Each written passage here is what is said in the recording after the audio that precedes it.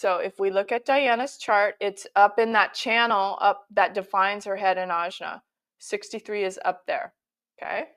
So let me read it to you. This is all, I know. If you're with us, I'm so impressed because this is like nerdy stuff, but it's so fun for me. So Mercury activations in your human design chart point to essential concepts needed for your expression. We all know what happens when Mercury goes in retrograde. All the communications sort of go askew. So that's what we're talking about. What we need to communicate creates a pressure within us. We are communicative creatures. Each of us has something very special to communicate to the other. And we find that where your Mercury activations are, Mercury is closest to the sun. It's metaphorically has your ear because of that. Mercury programs the personality crystal from the time it enters the body until birth. So what is that personality crystal? That personality crystal is part of the human design philosophy, where it's what holds our codes. It's our imprint, and we get that from obviously where we were born on the planet. Mercury has a revolution around the sun of approximately 88 days, and thus has direct correlation with approximately 88-day period during which the personality crystal is programmed. That 88 degrees is where the red calculations happen. So Mercury has a lot to do with that unconscious aspect of the design crystal, our DNA. So it's very significant. It comes in 3 months before we are born. It is the imprint of the unconscious, the red side. Where your personality Mercury is defined gives you insight into what you need to communicate. So this is what she's wanting to communicate, what she needs to communicate.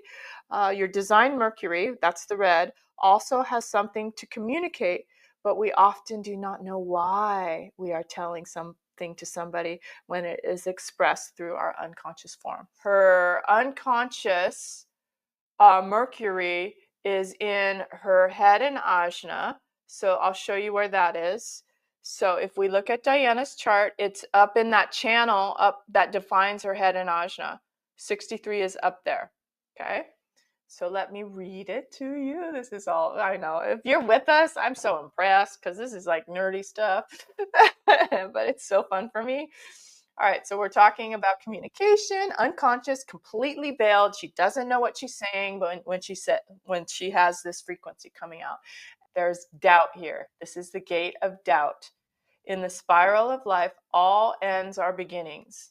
And again, it's on this line 6. Wow, the role model, the one who knows, the one that lives by an example, becomes our leader. It's nostalgia, the good sense to avoid turning the previous struggle into an obsession, the logic of leaving old doubts behind. That's the high end. And then the detriment is revolutionary nostalgia, illogic, and the potential obsession with old suspicions and doubt. Revolutionary nostalgia, illogic, and the potential obsession with old suspicions and doubt. Wow, it's right there. That's wild. Okay, so she wouldn't even have control of why she's needing to expose or bring all the suspicions and the doubt out. It's all right there. Oh my gosh, this is too wild. Whoever's watching this, know that there's bigger forces at play than we even know or can comprehend. All right, so that's her unconscious communication, and it's in the head center, and where it causes a lot of doubt in her communication. All right, so then we'll go to the personality, which is gate 15. So again, I want to show you where that is. Where is gate 15? Oh, it's on an open G center. Okay, gate 15. And it is a big gate for aura. People with the gate 15 are unconsciously visible. Like you don't even know how visible you are as a 15 activation. It's this big aura that happens. It's part of the channel of rhythm and timing. It's a very logical frequency. And if that's part of her communication style, let's go deeper into what that Mercury represents. So it's modesty, the gate of extremes, and that extremes is the aura that I was talking about. It's an extremely big presence. It can be modest, or it can have this extreme visual presence of energy. So the quality of behavior which expresses the proper balance between these extremes of being modest and being out there and seen. And again, wow, she has so many line sixes. This is the line six, self-defense. Modesty that is never confused with weakness. Mm. And constant re-examination to weed out the weakest aspects. The power of the self in exploring the extremes to find the weakest point. That's the high end. And the detriment in her communication, or the Mercury, would be a tendency to use harmony as a weapon in problem situations rather than focusing on the root cause.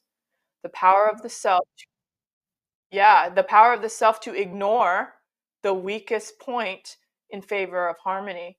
So not wanting to speak up, not wanting, that's the modesty part, not wanting to show, not wanting to show her power, not wanting to be the one who brings it to light, not wanting just to be that, the darker of that is like, I can't speak up right now. I'm not able to. I have to be modest. I have to be humble. And to keep that in check, yeah, maybe she kept it in check for a while until she couldn't keep it in check anymore because the emotional wave of like, I got to get it out. I got to get this out. Yeah. So the ability to hold on to the secret for a long time, and then the wave, the emotional wave builds and builds and builds until finally it's exploding, and I gotta share. I gotta tell. Yeah, you know, we look at these things, we look at the details in the things, but what came first is like the order and the chaos. Like all of this lining up is not happenstance. It's not coincidence. When we read these things in the chart, it's already been written in the sands of time.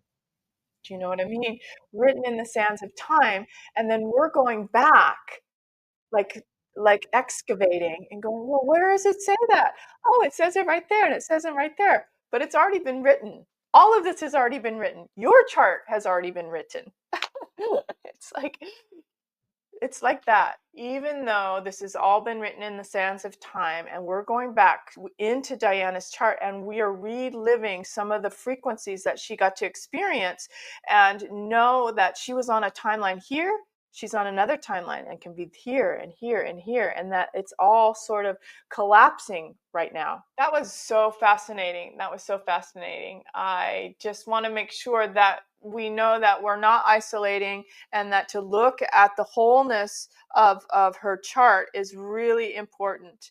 The general aspects of this chart are she's a projector, vulnerable, wide open, doesn't have access to her emotional wave. And everything that we talked about was her trying to get her foundation and moving through trial and error. Those are keynotes from the 1-3 profile, keynotes for a projector waiting for the invitation, wanting to be recognized and seen, and then having to stay quiet. And then all of that love and diversity. Remember, we read that in the Venus. So it's just these layers and these layers that create the being. Oh, that was awesome. I loved looking at all of that. All right, that was wonderful, Diana. Thank you so much.